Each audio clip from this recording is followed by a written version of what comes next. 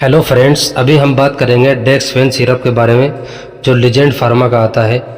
इसके अंदर कॉम्बिनेशन होता है डेक्स्ट्रोमेथार्फेन हाइड्रोब्रोमाइड, क्लोरफेनामाइन मालिएट्स एंड फेनिलेफ्राइन हाइड्रोक्लोराइड।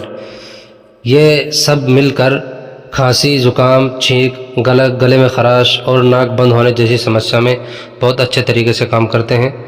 लेकिन याद रहे, डॉक्टर की हिदायत के बगैर बिल्कुल भी सिरप को यूज़ ना करें, डॉक्टर की सलाह से लें। वीडियो पसंद आई हो तो लाइक करें, शेयर करें और चैनल को ज़रूर सब्सक्राइब कर लीजिए ताकि हमारी हर आने वाली वीडियो आपको मिल सके।